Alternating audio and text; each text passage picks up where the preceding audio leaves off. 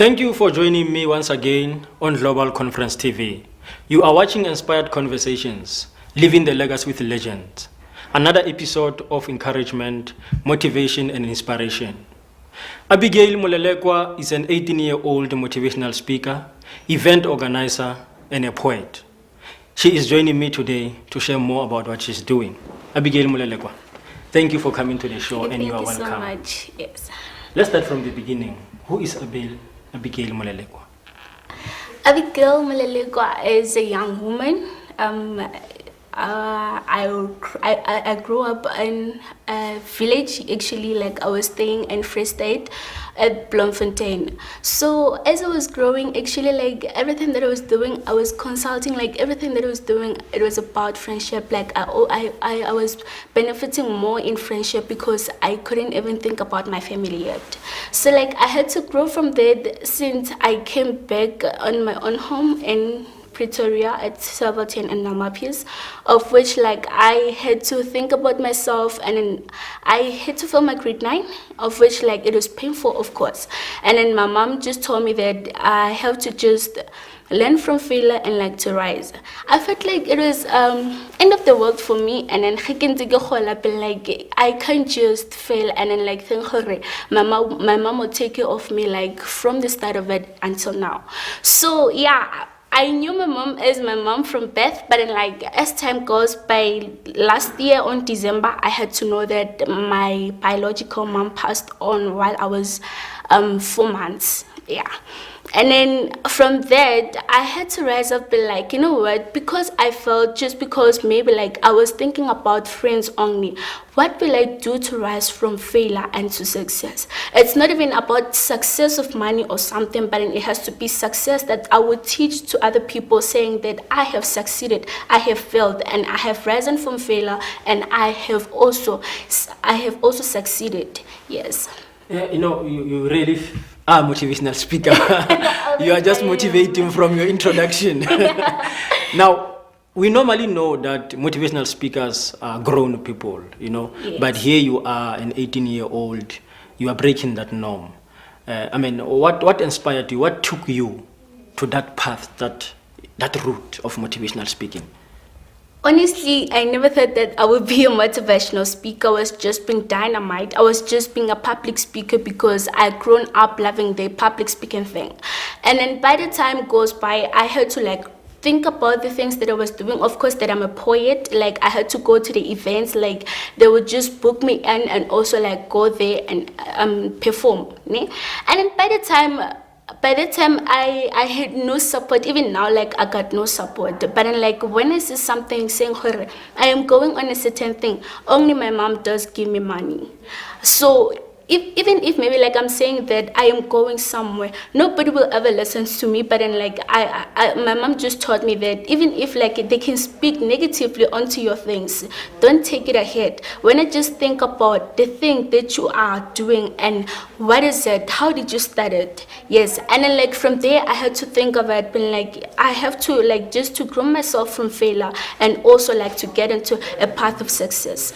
So what inspired me on this thing, it is that like I had to see her in failure. Even if maybe like I told myself her I have failed, so that means I just have to stay down and like look down. As they say, failure leads to success. So like I had to think about this, and then like that's whereby I had to think her, if maybe like I am staying on that failure events, that means like I'm living in a cul-de-sac of life, of which like I have to get a blanket of success to move on the path of success, of which like I'll get a warm living life, not a cul-de-sac of life. So is it also what inspired you to come up with the Inspiring Motive Leaders?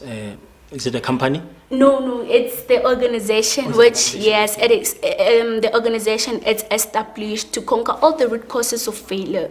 And like we're moving school to school, like motivating young leaders for them like to know her. Failure, it is just the cul-de-sac of life.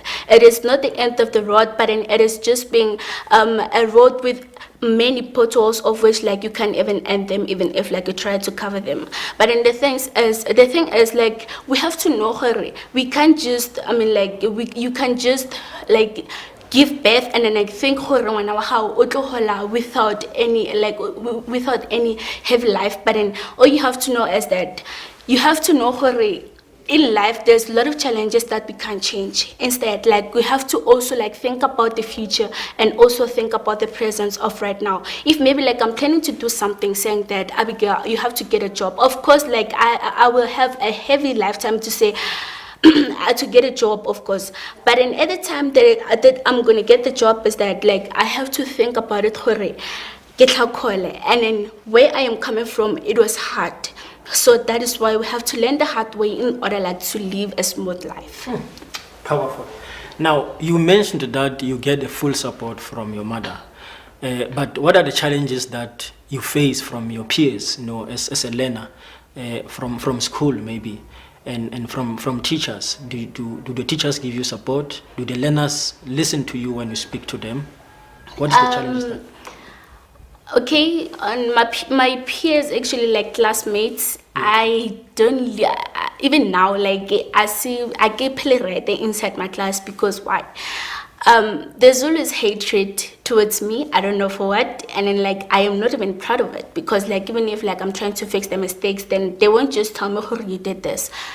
When I am doing something, they can just say, Abigail, when are you in everything? I'm saying that I'm a politician because like I love debate, and then like I love when things go straight. Even at school, when something doesn't go accordingly, I go straight to the principal, and then, like I can just like clarify the things in order for them like to just say they are good. So yeah. What I'm facing for my peers, actually, it's hatred. I don't know if maybe like it's a hatred because of the books or whatsoever. I don't know. But then all I know is that like even if like we wrote a test or something, I don't want to like be the last person to get like the lowest marks, because like I can cry.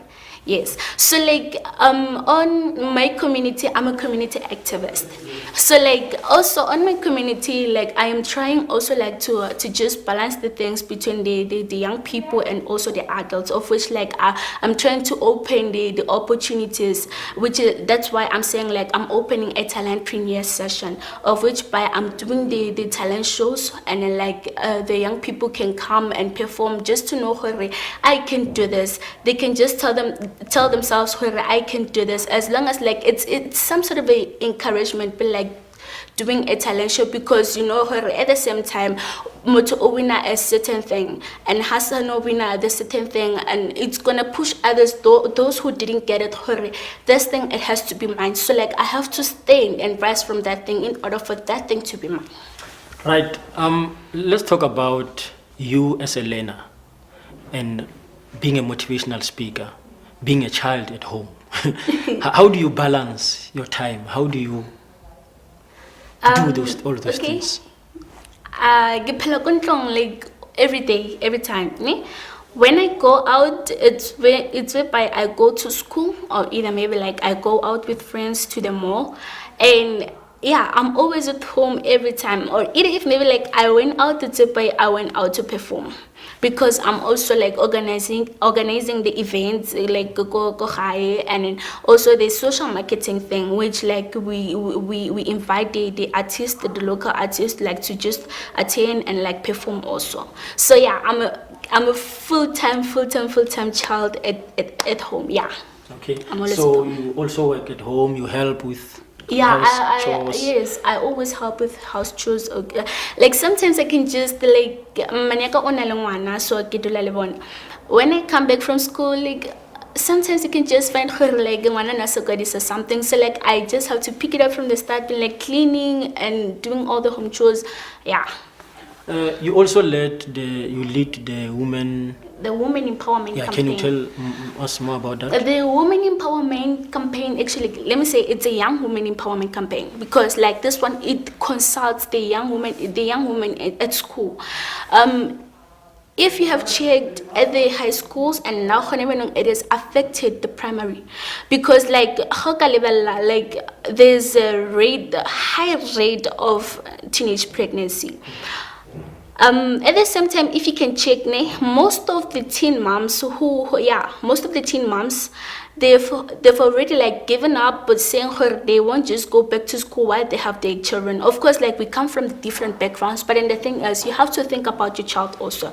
I'm not saying that education is the key of which like you have to go like all out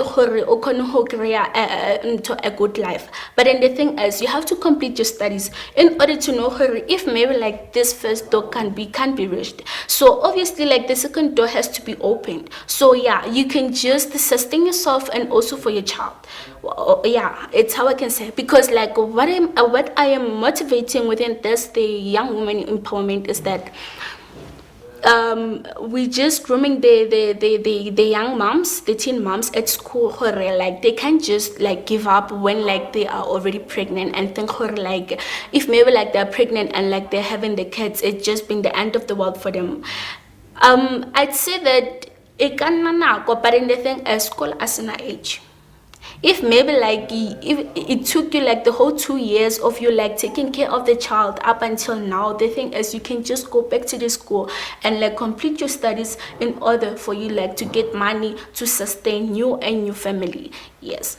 And do they listen to you like when is the campaign winning?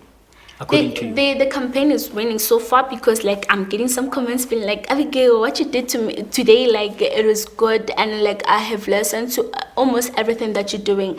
Like some of them, I've never experienced the teenage pregnancy yet, like yeah. But then the thing is, like, what I know, there's nothing it's impossible. But then when what you have to do is to turn the impossible to possible. It's how it is. So if maybe like when an early teen mom is saying her like I can't do this just because of maybe like I don't have this, you are the one who have to get that thing in order for you like to have it to be your own.